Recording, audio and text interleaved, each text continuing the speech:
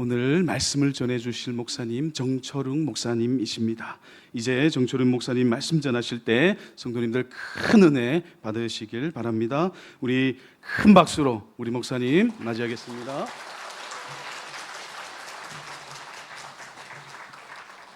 할렐루야. 모처럼 와서 예배 함께 드리는데요, 보니까 지혜자매가 출산을 곧 오늘 내일 한다는데, 지혜자매 출산하고 와도 성가대 지휘자 자리는 종지한테 뺏길 것 같은데 너무 은혜로운 찬양 감사합니다. 3년 만에 여러분을 뵙습니다. 21년간 미국에서 목회하고 그 다음에 11년 전에 미국에서 이제 나와서 순회 선교사 하면서 이웃나라 목회자들을 돕는 사역을 지금까지 해오고 있습니다. 오늘 이렇게 우리는 예배드리지만 그들은 여전히 오늘도 예배 못 드리잖아요.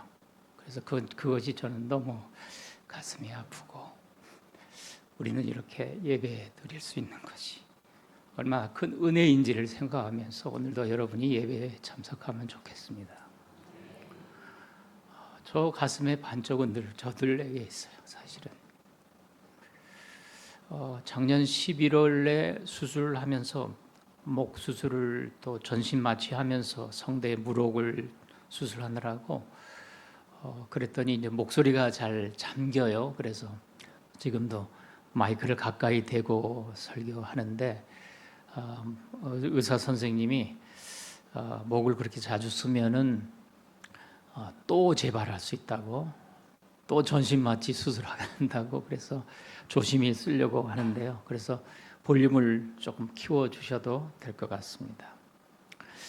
지난 3년 중에 2년은 매우 큰 어려움들이 저희 가정에 지나갔어요. 수술도 여러 번 하고, 그리고 암도 3개나 지나갔어요. 제가 하나 걸리고 집사람이 2개 걸리고. 그런데 다행히 또 하나님의 은혜로 다 초기에 진단이 되고, 우연찮게 진단이 되고 발견되고 수술하고 완쾌가 되었습니다. 또 그동안 여러분의 기도도 감사하고요. 그런데 암이 걸리기 전과 후가 굉장히 많이 달라지더라고요. 예전에는 목회를 하면서 암에 걸린 환우들, 또 병상에 있는 환우들 다 참 마음을 다해서 이렇게 위로도 하고 했지만, 제가 암에 걸리니까 몇 가지 달라진 점들이 생기더라고요. 그게 뭐냐면 시간이 얼마나 남았을까 하는 거예요. 지금도 좀 잠겼죠? 일부 예배 하면서 벌써 잠기는 거예요.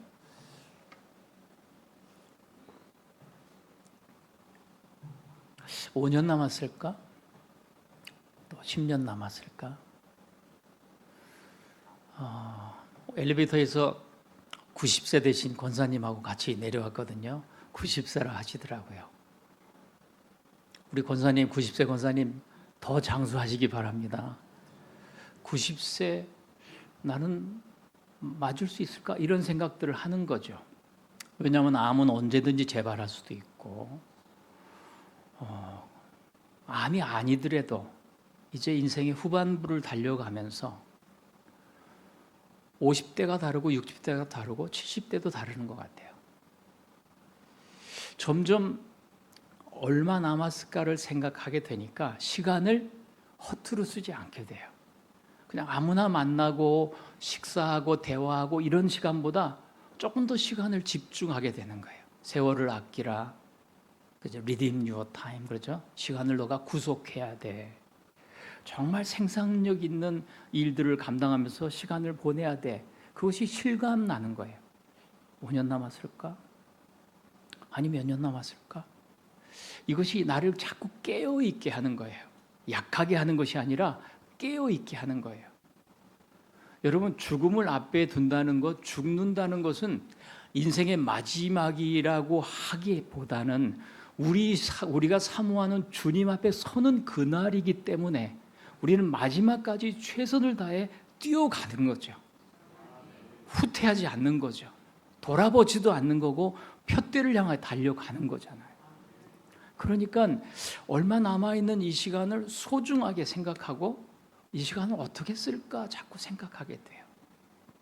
그리고 두 번째는 생각하는 것에 또 감정을 쏟는 것에 사소한 것에 마음 뺏기지도 않아요. 이제 거기에 마음을 소모전을 하는 것보다는 더 중요하고 중요한 우리 주님께도 초점이 되더라고요.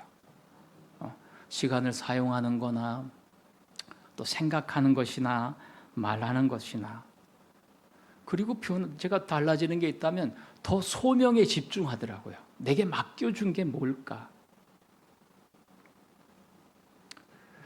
저는 이웃나라 목회자들을 생각하면서 신약을 전체를 주회했고 2년 전에 발간을 하고 여러분이 많이 사주셨고 또 구약을 전체를 사실 완성해서 이웃나라 언어로는 번역이 됐어요. 그러나 한국말로는 많이 다듬어질 게 많아서 여전히 몇 년이 걸지는 모르겠습니다.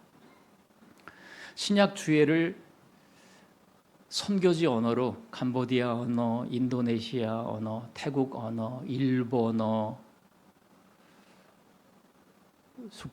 일본어 숙제를 누구한테 맡겼는데 내가 지금 회신이 없네.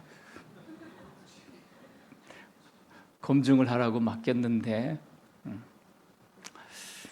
여하튼 하나씩, 어떤 건 신약 전체를 번역하기도 하고 어떤 것은 복음서만을 번역하기도 하고 어떤 것은 마태복음만을 가지고 번역해서 그 나라의 언어로 보내서 신학교의 교재로도 혹은 쓸 수 있도록 이렇게 하기도 하고, 점점 내게 남겨진 인생을 최대한 소명을 다해 살아가야 되겠다. 그래서 시간도 생각도 감정도 그거보다는 소명에 집중하는 것, 이렇게 되더라고요. 그래서 제 인생을 보면 암에 걸린 전과 암에 걸린 이후가 달라지는 것 같아요.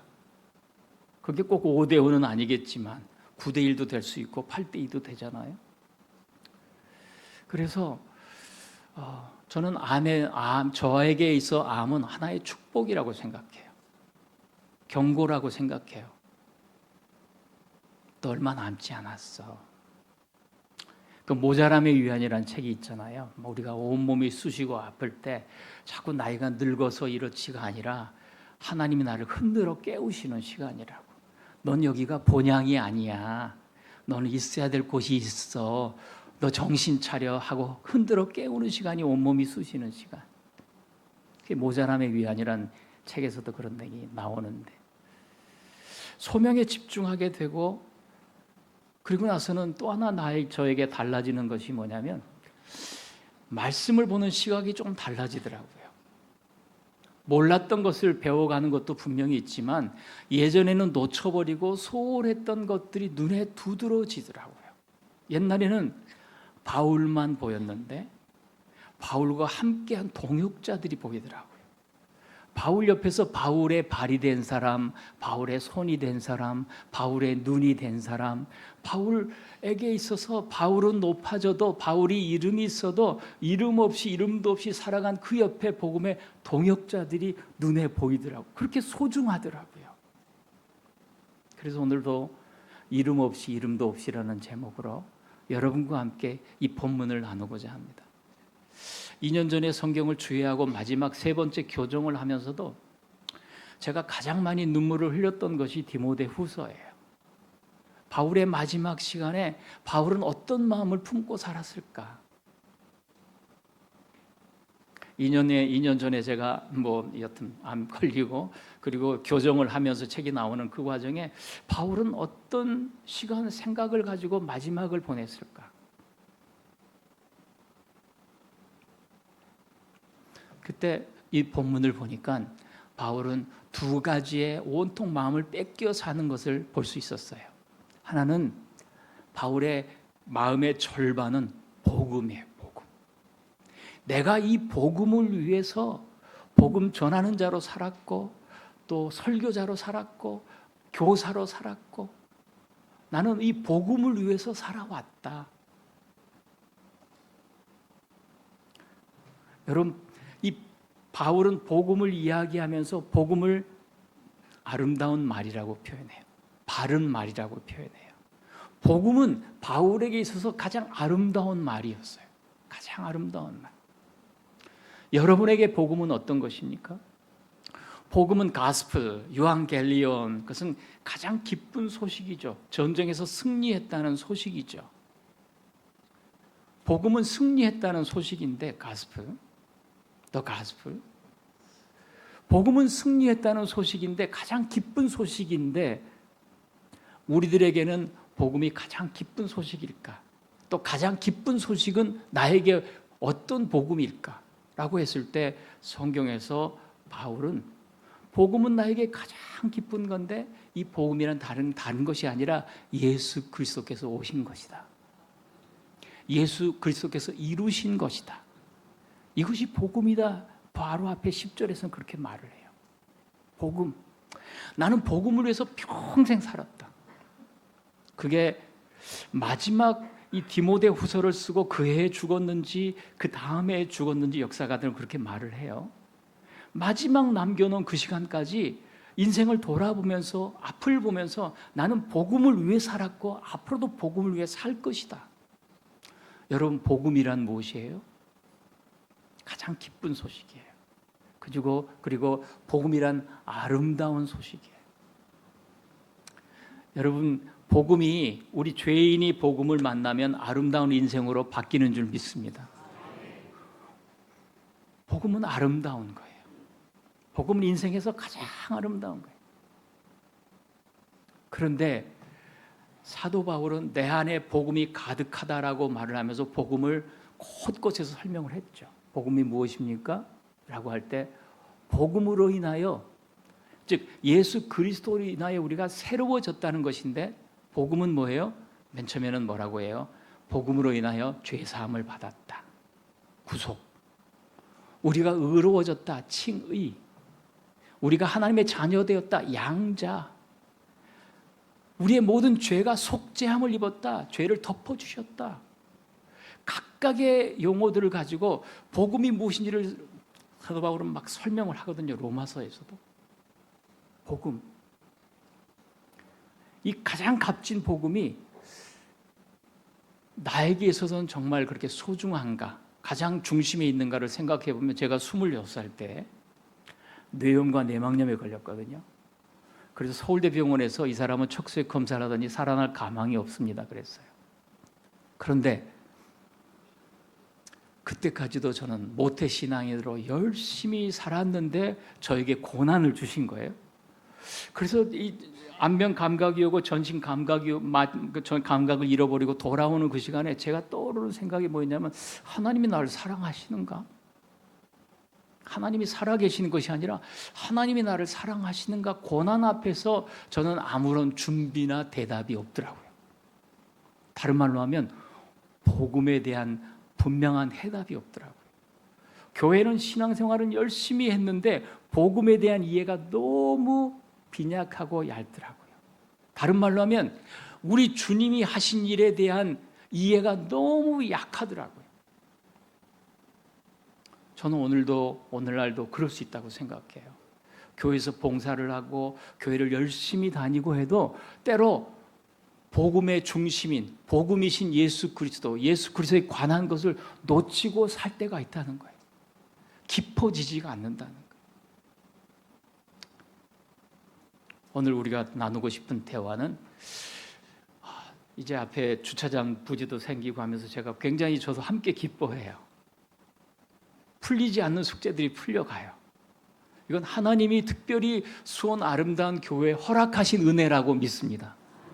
요즘에 교회들이 다 쇠락하고 그냥 힘이 없고 하는데 지경을 넓혀 가시는 거 하나님께서.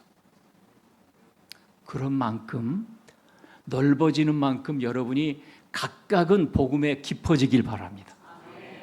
복음에 깊어지는 것. 복음에 깊어진다는 게 뭐예요? 예수 그리스도를 더 깊이 알아가는 것.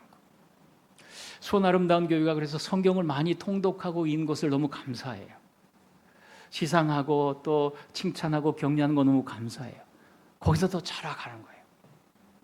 성경을 알아가는 거예요.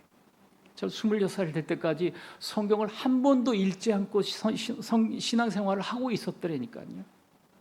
가장 중요한 걸 놓치고 살았던 저를 돌아보면서 바울의 이 모습은 저로 하여금 더 주님을 알아가게 갈망하게 만드는 거예요. 복음에 대해서 계속 사도 바울은 이야기를 해요. 그러면서 디모데에게 너가 복음을 지켜야 돼라고 말을 해요. 복음을 지키라 이 말을 2번이나 반복을 합니다. 자, 우리 13절, 14절 한번 읽어봅시다. 시작.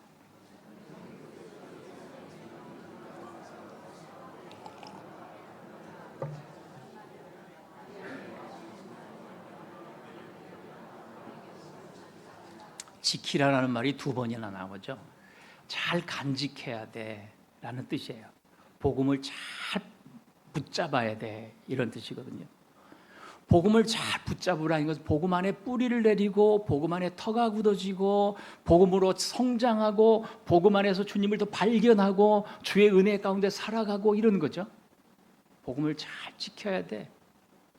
이 시대는 로마의 네로 황제가 로마를 전부 불태우면서 아주 이 기독교의 박해가 극도로 심했던 그런 시대에 바울이 로마에 갇혀 있으면서 에베소의 디모데에게 마지막 보내는 편지라는 거예요. 우리 시대가 이럴지라도 우리는 복음을 그래서 잘 지켜야 돼. 후퇴하는 사람도 있고 되돌아가는 사람도 있고 타협하는 사람도 있고 세상을 좋아하는 사람도 있지만 우리는 복음을 잘 지켜야 돼. 복음을 잘 지키라고 말을 하는 근거를 사도 바울은 왜 우리가 그렇게 지켜야 되는가라고 할 때 12절 한번 읽어봅시다. 12절. 자, 시작.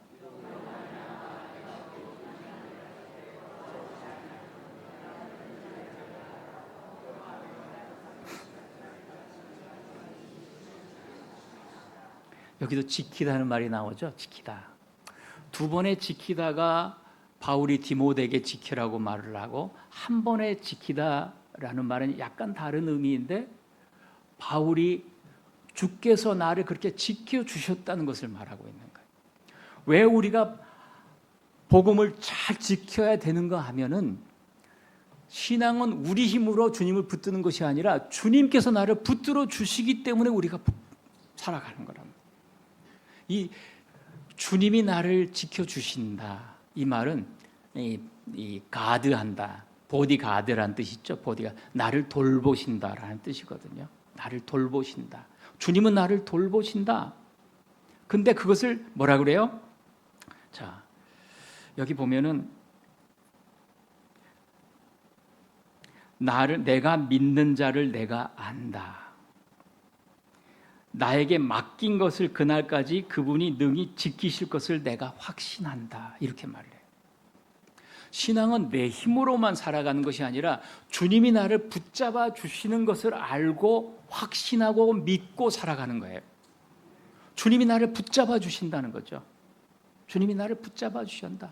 근데 이것이 이제 완료형인데 이 말은 뭐냐면 30대 중반에 30대에 사도 바울이 예수를 다메섹 도상에서 만나고 그리고 변화되고 회심하고 주님을 만난 이후에 41살 AD 46년에 그가 1차 선교를 떠나서 1차 선교, 2차 선교, 3차 선교 그 다음에 또 감옥에 갔다가 또 나와서 스페인 선교하고 4차 또 선교하고 다시 감옥에 갇혀있는 이 시간까지 주님은 나를 한 번도 보디가드 나를 보호하지 않는 적이 없었다는 거예요.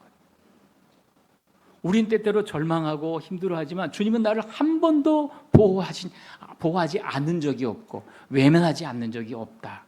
외면, 그 말을 지금 이 말을 하고 있는 거죠. 나는 안다. 나는 확신한다. 나는 안다. 내가 믿는 그분이 누군가를 안다. 나는 확신한다. 그분이 내 인생의 끝날까지 나를 붙잡아 주실 것을 확신한다. 그러기에 너는 주님을 복음을 지켜야 돼. 붙잡아야 돼. 이 말을 지금 하고 있는 것입니다. 바울의 중심의 반쪽은 복음으로 가득 차 있어요.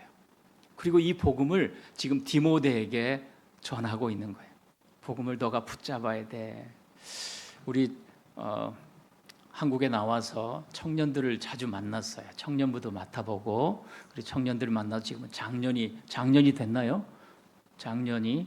그래서 이렇게 이들을 볼 때 제 마음은 복음이 저렇게 전수되어서 교회 중진이 되고 일꾼이 되고 하는 것이 얼마나 보기에 좋고 아름다운가. 저들이 더 복음 안에서 뿌리 내리면 좋겠다. 복음 안에서 성장하면 좋겠다. 이런 마음이 드는 거죠. 바울이 마치 디모데에게 하는 그 말처럼 복음으로 가득 차 있는 이 가슴, 이것이 올 여름과 가을에 여러분이 뿌리 내려가는 주제가 되기를 바랍니다. 복음으로 자라간다는 건 뭐예요? 말씀 아래서 자라가는 거예요. 말씀 속에서 우리의 지경을 넓혀가는 거죠.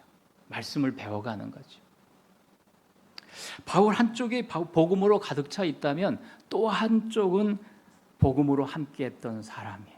그것이 바로 그 다음 본문인데, 아시아에 있는 모든 사람이 나를 버린 이 일을 내가 아나니 그 중에는 부겔라와 호모게네가 있느니라. 원하건대 주께서 오네시보로의 집에 긍휼을 베푸시옵소서. 그가 나를 자주 격려해주고 하면서, 사도 바울은 자기의 마음의 가운데 간직해 있는 한 사람 이름을 드러내는데 그게 오네시보로예요. 오네시보로라고 들어보셨나요 혹시? 예전에 옛날에는 그냥 지나갔는데 오네시보로라는 이름이 여기서 나오는데 디모데 후서에만 나와요. 한번 딱 반복이 돼요. 그리고 4장 마지막에 또 한 번 인사를 하면서 딱 한 번 반복이 돼요. 그가 쓰지 않았으면 그냥 지나갈 이름인데 바울은 감옥에서 얼마 남지 않는 인생을 두고 한 사람을 기억하고 있는 거예요. 그게 뭐냐면 오네시보로가 어떤 사람이라고 얘기를 해요. 자, 원하건대 주께서 오네시보로의 집에 긍휼을 베푸시옵소서. 그가 나를 뭐예요? 자주 격려해 줬다. 자주 격려해 줬다. 에베소에서 사도 바울이 3차 선교를 할 때 3년간 머물러 있어요. 그는 천막을 짚고 복음을 전해요. 그럴 때 그가 얼마나 생활로 어려웠겠어요. 또 여러 가지 문제 어려웠겠어요. 그런데 그것을 누가 오네시보로가 그가 나를 자주 뭐예요? 격려해 줬다. 그가 필요한 것이 무엇인지 손을 잡아주고 마음을 나눠주고 힘들어하는 그 옆에서 함께 있어주고 자주 격려해 주는 사람. 오늘 이 시대에도 또 우리가 같이 예배를 드리지만 우리 가운데 혹이라도 내 손을 누가 잡아줬으면 하는 사람은 없을까요? 아무에게도 기도 제목까지 말할 수 없는 어려운 가운데 있는 누군가가 있다면 조용히 가서 손을 잡아줄 그 누군가가 필요하지 않을까요? 그 사람의 이름을 바울은 오네시보로라고 말하는 거예요. 여러분, 8월이 되면서 또 후반기를 맞으면서 여러분이 한번 오네시보로로 살아갔으면 좋겠어요. 나를 위해서가 아니라 내 옆에 누군가 손을 잡아줄 그 사람, 여전히 복음이 필요한 그 사람, 복음에서 자라가야 될 그 사람, 내 기쁨은 아는데 이 사람에 없는 그 기쁨을 나눠줄 그 사람, 그가 나를 뭐예요? 자주 격려해주고, 한 번이 아니라 자주 격려해주고,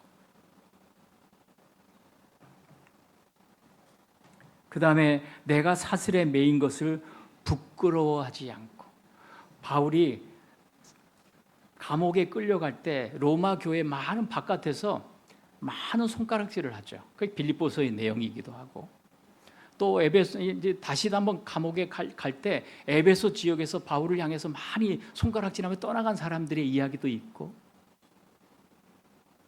그런데 이 사람은 바울을 뭐예요? 부끄러워하지 않고, 다들 외면할 때 누군가는 그 사람의 손을 잡아주고 부끄러워하지 않고 곁에 있어주는 사람, 오네시보로. 여러분 이 이름을 예전에 들어보셨나요? 이렇게 살아간 이름 없이 살아간 한 사람을 끄집어내고 싶은 거예요, 바울은. 그리고 더욱이 세 번째, 로마에 있을 때 나를 부지런히 찾아와 만난다. 로마에 있을 때 나를 부지런히 찾아와 자, 보세요. 자주, 부지런히, 또 맨 뒤에 보면 많이. 그의 수고와 헌신과 사랑이 뭘로 나와요? 이 한 단어의 부사형으로 나오죠. 두 번째 감옥은 지하 감옥이었어요. 습기도 많고 춥고 어둡고 사람들도 만나기 힘들고. 그런데 오네시보로는 1200km, 1400km 되는 에베소에서 로마까지 그 거리를 부지런히 가서, 그리고 로마에 가가지고 바울이 어디 있는지를 모르니까 부지런히 찾아가서 여기 바울이 있나요? 저기 바울이 있나요? 여기 있을까요? 저기 있을까요? 포기하지 않고.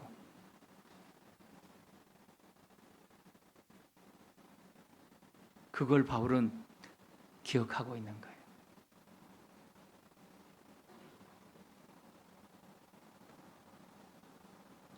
(18절) 원하건대 주께서 그로 하여금 그날에 주의 긍휼을 입게 하여 주옵소서. 또 그가 에베소에서 많이 봉사한 것을 내가 아느니라. 바울은 오네시보를 생각하면서 두 번이나 반복해서 주님, 저 사람은 꼭 기억해 줘야 돼요. 주님, 저 사람은 꼭 기억해 줘야 돼요. 내가 죽기 전이라도 저 사람을 두 번 이름을 부르면서 축복해 주세요라고 말을 해요. 역대상에 보면은 바벨론 포로에서 돌아와 이스라엘 지파가 12지파의 이름들이 쭉 나열이 되는데, 갑자기 유다 지파 저 넘어서 한 사람 야베스에게 딱 시선이 걸립니다. 그리고 야베스가 어떤 사람인지 쭉 설명을 해요. 그리고 야베스의 기도가 나옵니다. 환난을 벗어나 근심이 없게 하여 주옵소서 하였더니 하나님께서 그에게 구하는 것을 허락하셨더라. 근데 야베스의 기도의 가장 키보는 뭐냐면 주여 나에게 복의 복을 더하사라는 단어예요. 복의 복을, 이것은 그냥 개인의 복을 구하는 것이 아니라 아브라함에게 약속했던 창세기 12장의 그 하나님 나라의 복을 말하고 있는 거예요. 주님, 나는 꿈을 꾸고 싶어요. 바벨론에서 돌아와가지고 우리 예루살렘이 재건되는 일에 나는 꿈을 꾸고 싶어요. 하나님 나라가 다시 회복되는 꿈을 꾸고 싶어요. 복의 복을 더해 주세요. 아브라함에게 약속했던 그 복을 우리에게 주세요. 절망이 없는 자리에서 그는 꿈을 꾸고 있는 야베스. 그 한 번의 기도가 허락되었는데 오네시보를 향한 바울은 두 번이나 기도를 하거든요. 저는 그래서 천국 가면 다른 사람도 다 그렇지만 오네시보로부터 만나고 싶어요. 그의 후손들은 얼마나 복을 누리고 살았을까. 성경에 있는 이 바울의 이 중보 기도가 어떻게 이루어졌을까. 이렇게 간절히 두 번이나 반복해서 하고 있는 오네시보로는 어떤 사람이에요? 그 다음 뭐예요? 마지막에 그가 에베소에서 뭐예요? 많이 봉사한 것을 내가 아느니라. 봉사를 했지만 어떻게 봉사해요? 많이 봉사했다. 수고를 아끼지 않았다. 교회를 섬기는 일에서 아끼지 않고, 수고를 아끼지 않고, 이것도 하고 저것도 하면 나 하나만 할래요도 아니고, 그죠? 이것도 하고 저것도 하더라도 수고를 아끼지 않고. 오네시보로. 바울은 이 오네시보로를 기억하면서 성령께서는 디모데 후서라는 서신을 통해서 우리에게 이렇게 살도록 소개하고 있는 거예요. 이 시대에 오네시보로로 살아가는 것. 이름 없이, 이름도 없이 그게 뭐가 중요해요? 이름을 내놓는 게 뭐가 중요해요? 내가 이만큼 했다 뭐가 중요해요? 사도 바울은 끝까지 그렇잖아요. 나는 표대를 향하여 오직 한 일, 뒤의 것은 잊어버리고 앞에 있는 표대를 향하여 주님 주신 상을 바라보고 나는 뛰어가겠다 이렇게 말을 하잖아요. 아낄 게 뭐가 있어요? 인생을 돌아보면 우리 앞에 만날 분은 우리 주님이시고, 뒤돌아보는 것은 부족함과 어려움들이지만 그 어려운 숱한 환경 속에 늘 나를 지켜주셨던 분은 우리 주님이시고, 그래서 오늘 사도 바울은 복음을 이야기하면서 그리스도 안에라는 말을 참 반복하거든요. 성령 안에, 그리스도 안에, 주 안에. 자기가 후퇴하지 않는 이유는 내가 늘 주 안에 있기 때문이라고 말하는 거죠. 내가 주 안에. 그것을 그렇게 살아가는 오네시보로를 보고 있는 거죠. 오네시보로는 1200km를 걸어서 또 배를 타고 사도 바울을 만나러 가지만, 우리는 야 어떻게 그렇게 갔을까 싶지만 오네시보로 마음은 이랬을 것 같아요. 내가 1200km 가고 2000km 가는 게 뭐가 그렇게 중요해? 사도 바울은 12000km를 가고 20000km를 가고 자기 인생을 쏟아 부었는데 그 마음으로 가는 거예요. 내가 이만큼 했는데가 아니라 나보다 앞선 바울은 저만큼 했는데, 그럼 바울은 어떻게 그렇게 살았을까요? 주 안에서, 그리스도 안에서 내가 2만 킬로 사는 것이 뭐가 그렇게 중요해? 내가 그렇게 헌신한 것이 뭐가 그렇게 중요해? 우리 주님은 하늘 보좌 버리시고 이 땅에 오셔서, 하늘 보좌 버리시고 이 땅에 오셔서 나를 위해서 죽으셨는데, 그래서 나의 인생이 AD와 BC로 나눠지는 것처럼 주님 만난 이후로 나는 생명을 얻었고 하나님 자녀가 됐고 기도의 특권을 누리고 하늘과 땅을 연결하고 내가 그렇게 살아가는데,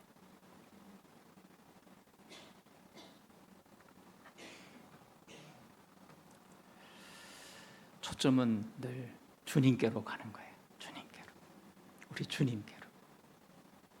이렇게 보니까 성경을 이름도 없이 살아간 사람들이 막 보이는 거예요. 더. 옛날에는 바울을 설교하고 다윗을 설교하고 아브라함만 설교하고 그것도 물론 소중했죠. 우리의 본이 되니까. 그들이 따라간 하나님, 그들이 믿는 하나님을 우리는 봤으니 너무 소중했죠. 그런데 바울을 보고 바울 옆에서 이름 없이 살아간 사람들이 막 보이는 거예요. 바울이 3차 선교 때 에베소에서 3년을 사역하고 와서 고린도에서 3개월을 겨울을 지나면서 사역을 해요. 3개월을 겨울을 지나면서 있는 동안에 바울이 쓴 게 로마서예요. 로마서를 고린도에서 로마까지 보내야 되는데 양피지로 그 무거운 서신을 누군가가 가서 전달해야 되는데 그때 전달하는 한 사람이 필요해요. 1200km, 1400km. 그것을 산을 넘어가면은 너무 험악하고 배를 타고 가도 심지어 쉽지 않고 3개월 정도를 가야 되는 그 길을 누군가가 가야 돼요. 그때 로마서 16장 1절에 그 로마서를 가지고 간 사람 이름이 나오죠. 이름 누구예요? 베베. 여집사 베베. 어떻게 그가 그렇게 갔을까? 왜 그는 그렇게 살 수 있었을까? 한 여인이 그렇게 헌신할 수 있었던 것은 무슨 이유일까? 그 무거운 서신, 오늘날처럼 편지 한 장이 아니라 양피지로 가죽으로 그걸 들고 가야 되는 거죠.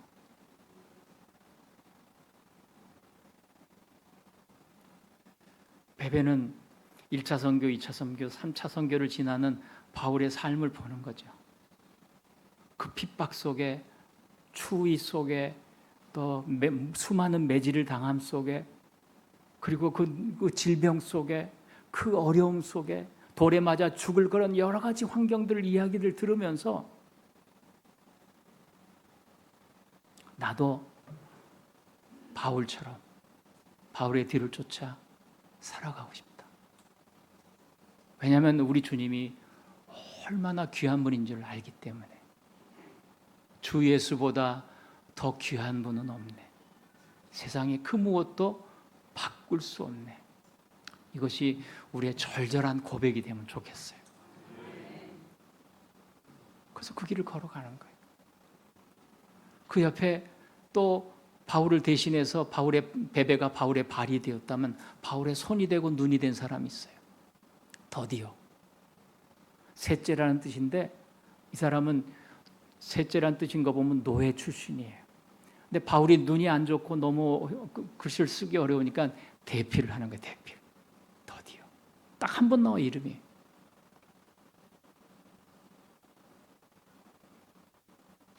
디도 두기고 바울의 발이 된 사람. 저 로마에서 에베소에 있는 에베소 교회, 골로새 교회, 빌레몬에게 전한 서신, 그걸 그 먼 길을 바울의 발이 되어 걸어가는 사람. 사도행전 이름이 나오지 않지만 고린도서에서는 9번이나 이름이 반복되는 그 힘든 교회를 수시로 방문하여서 위로하고 바울을 복음을 전하고 바울의 메시지를 전하고 바울의 심부름꾼이 되었던 디도.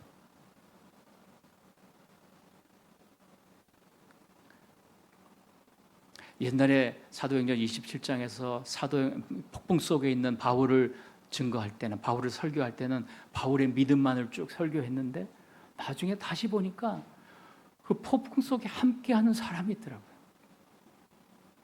물론 기록한 누가도 있지만 아리스다고 기억납니까, 여러분? 성경에 5번 나오는 이름. 디모데 전서까지는 나오는데 5번밖에 안 나오는 그런 데살로니가 교인이에요. 딱 몇 번의 설교를 듣고 자기 인생을 던진 거죠.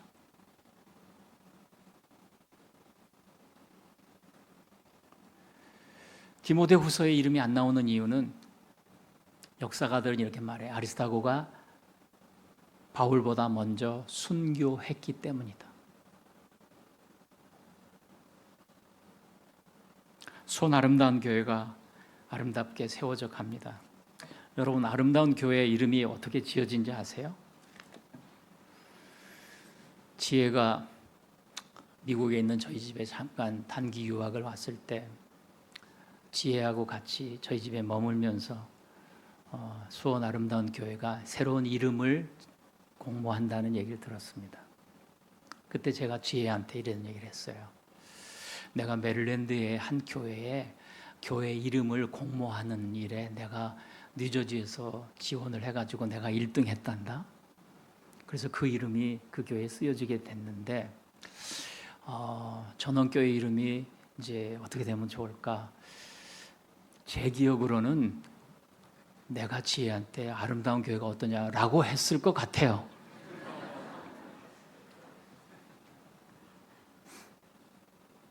우리가 같이 모여서 수원 아름다운 교회.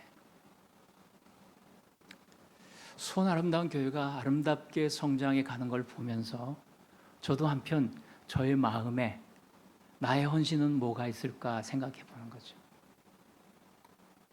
나의 열매는 뭘까 생각해 보는 거죠. 여러분, 이름 없이 살아도 또 이름도 없이 살아도 우리가 가진 것은 맡겨진 일에 성실함으로 살아갑시다.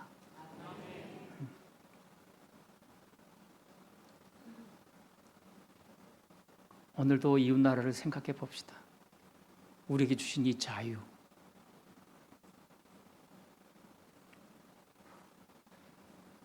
한경직 목사님이 돌아가시기 전에 95세 때인가 기독교 100주년인가 거기서 500명의 목회자가 있을 때 앞에서 그런 얘기를 하셨어요. 여러분, 나는 눈이 잘 안 보입니다. 눈이 잘 보일 때 좋은 것만 보세요. 여러분, 저는 귀가 잘 안 들려요. 근데 여러분, 귀가 잘 들릴 수 있을 때 좋은 것만 들으세요. 여러분, 제가 이제 말을 잘 못해요. 말 잘할 수 있을 때 좋은 말만 하세요. 전 늘 그걸 기억해요. 오늘 유난히 2부 예배 때 이 얘기를 하는 이유가 1부 예배 때는 그나마 목소리가 나왔는데 이제 이 2번 설교하니까 다리도 후들거리고 말도 잘 안 나오고 목소리도 잠기고 참 인생은 이렇게 쉽게 빨리 간다라는 생각이에요. 그렇지만 우리의 목표는 예수 그리스도. 우리의 촛대는 예수 그리스도. 이름 없이 살아갑시다. 또 이름도 없이 살아갑시다. 세상에서 우리를 어떻게 보든 우리는 하나님의 자녀요, 하나님 나라를 세워가는 특권의 부르심을 입은 사람들이라는 것 기억하면서 오늘도 이번 한 주간도 힘있게 살아가기를 주의 이름으로 축원합니다. 기도하겠습니다. 우리 한 1분만 기도합시다. 오늘 말씀을 들으면서 나도 이 시대의 오네시보로가 되고 싶어요. 이 시대의 아리스타고처럼 살고 싶어요. 이름 없이 살고 싶어요. 내가 뭘 했느냐보다는 표대를 향하여 상 주시는 우리 주님을 바라보면서 내가 나머지 시간들을 뛰어가고 싶어요. 하나님, 그렇게 시간을 사용하며 생각을 사용하며 초점을 맞추며 살아가겠어요. 같이 한 1분 정도 기도합시다.